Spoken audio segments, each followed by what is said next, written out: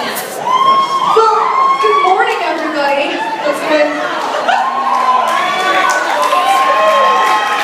Alright, calm down. Shut up. Okay. Okay, so, good morning. That's the way I start the sermon every time. Good morning. Just morning, everybody. So, good morning. How are you? How are you? Well, good. I'm glad. You doing good? Awesome.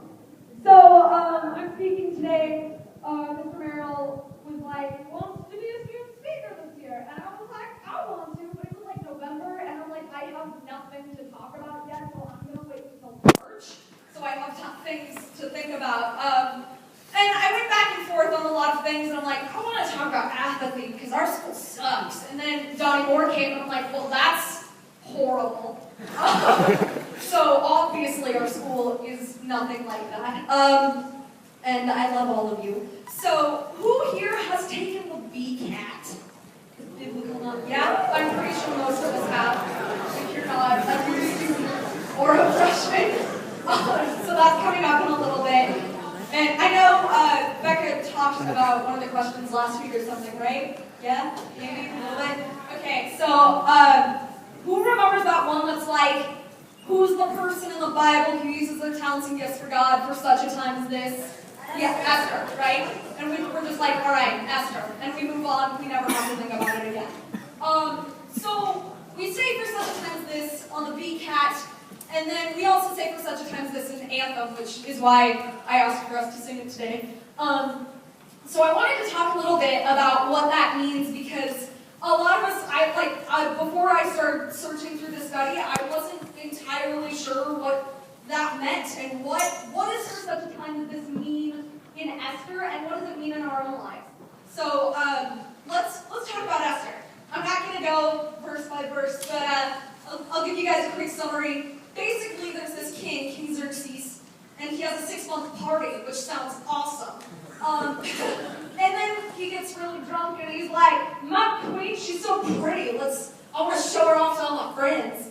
And so he's like, hey, Queen Vashti, come over here. I want to show you how pretty you are to everybody. And she's like, no. And he's like, you don't get to be queen anymore. So Vashti's like, oh no. So she doesn't get to be queen anymore. Then King Xerxes has like his own bachelor show for a couple of years. And he's searching for, the world's prettiest woman to be his new queen. And Esther is part of this, beauty pageant thing. And she's super pretty, she's Jewish, but he doesn't need to know that just yet. So she keeps that on the down low. She wins the prize, gets to be queen. So that's awesome for her. So she's queen for a while. Then one of the king's men, Haman. Why does the Bible have such ridiculous names? Okay. So Haman was all like, I hate Jews, let's kill all of them. And the king was like, okay. So they set out a decree for the entire kingdom for all of the Jews to be killed.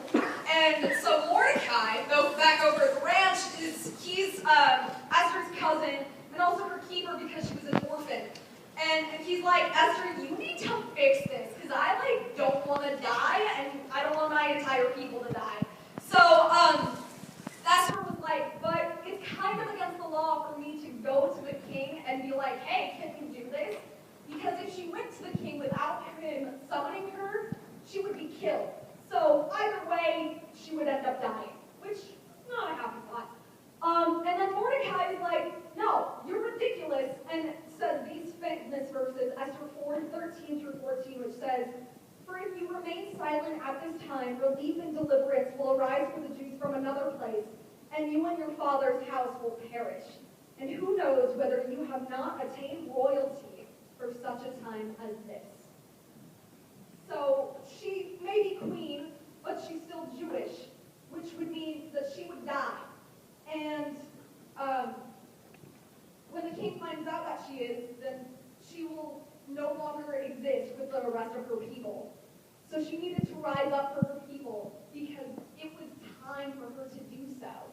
That she had attained royalty for such a time as this. That song, Anthem, yeah, you were born for such a time as this. I am royalty. I have destiny.